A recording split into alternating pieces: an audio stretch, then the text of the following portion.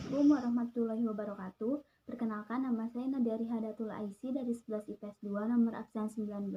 Di sini saya akan mempresentasikan salah satu tokoh nasional, yaitu Tan Malaka.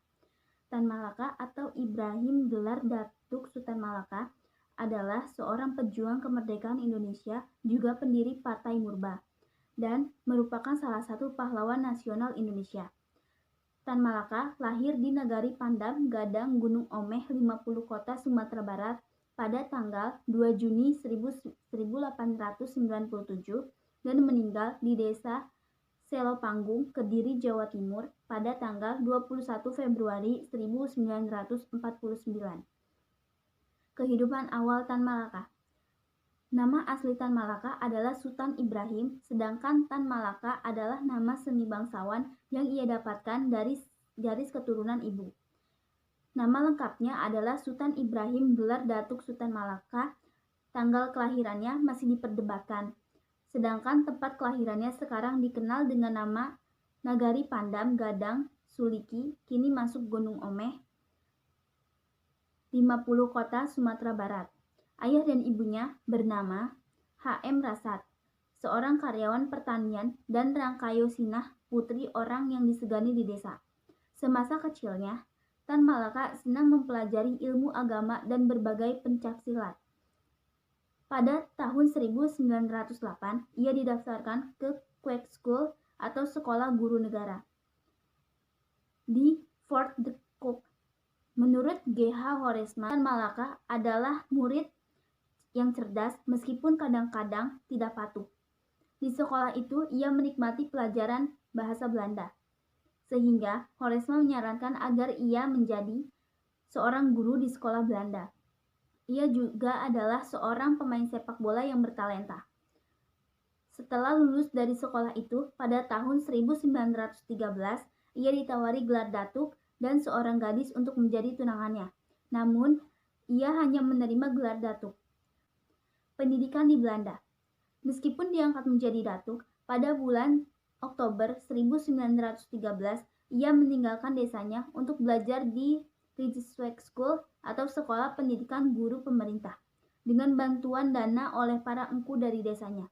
Sesampainya di Belanda, Malaka mengalami kejutan budaya dan pada tahun 1915 ia menderita pleuritis.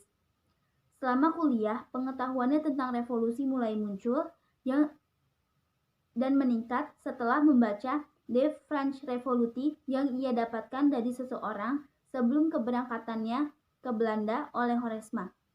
Setelah revolusi Rusia pada Oktober 1917, ia mulai tertarik mempelajari paham sosialisme dan komunisme.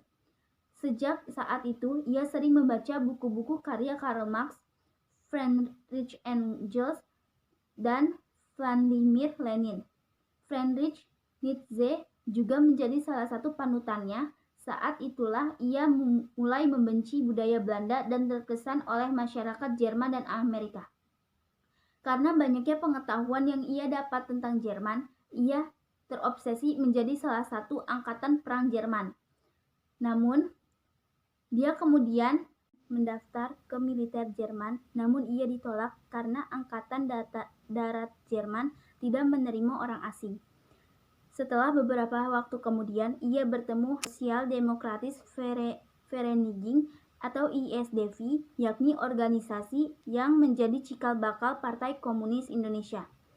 Ia lalu tertarik dengan tawaran Sneevliet yang mengajaknya bergabung ke Sosial Demokratis Onderwijs Vereniging atau SDOV. November 1919, ia lulus dan menerima ijazahnya yang disebut Hulpakti, mengajar. Setelah lulus dari SDOV, ia kembali ke desanya. Ia kemudian menerima tawaran Dr. C.W. Jensen untuk mengajar anak-anak kuli di perkebunan teh di Sanembah, Tanjung Morawah, Deli, Sumatera Utara. Ia tiba di sana pada Desember 1919 dan mulai mengajar anak-anak itu berbahasa Melayu pada Januari 1920. Selain mengajar, Tan Malaka juga menulis beberapa propaganda subversif untuk para kuli dikenal sebagai Daily Sport. Selama masa ini, ia mengamati dan memahami penderitaan serta keterbelakangan hidup kaum pribumi di Sumatera. Ia juga berhubungan dengan ISDV dan terkadang juga menulis untuk media massa. Salah satu karya awalnya adalah Tanah Orang Miskin, yang menceritakan tentang perbedaan mencolok dalam hal kekayaan antara kaum kapitalis dan pekerja, yang dimuat di Hartford World edisi Maret 1920. Ia juga menulis mengenai beberapa penderitaan kuli kebun teh di Sumatera Pas. Selanjutnya, Tan Malaka menjadi calon anggota Volkskrant dalam pemilihan tahun 1920 mewakili kaum kiri. Namun, ia akhirnya mengundurkan diri pada 23 Februari 1921 tanpa sebab yang jelas. Ia lalu membuka sekolah di Semarang atas bantuan Darsono, tokoh Serikat Islam atau SI Merah. Sekolah itu disebut sekolah rakyat. Sekolah itu memiliki kurikulum seperti sekolah di Uni Soviet, di mana setiap pagi murid-muridnya menyanyikan lagu internasional. Tan juga pernah bertemu dengan banyak tokoh pergerakan seperti HOS Djokroaminoto dan Haji Agus Salim. Dalam autobiografinya, Tan menganggap bahwa SI di bawah Djokroaminoto adalah satu-satunya partai massa terbaik yang ia ketahui. Tetapi Tan Malaka mengkritik saat terjadi perpecahan di SI. Organisasi SI tidak memiliki tujuan dan taktik sehingga terpecah. Hidup membujang. Hingga akhir hayatnya, Tan Malaka dikabarkan tidak pernah menikah, tetapi ia mengakui pernah 3 kali jatuh cinta, yaitu ketika ia berada di Belanda, Filipina, dan Indonesia. Di Belanda, Tan Malaka dikabarkan pernah menjalin hubungan dengan gadis Belanda bernama Fanny Sturvenberg, atau mahasiswi kedokteran yang kerap datang ke kosannya.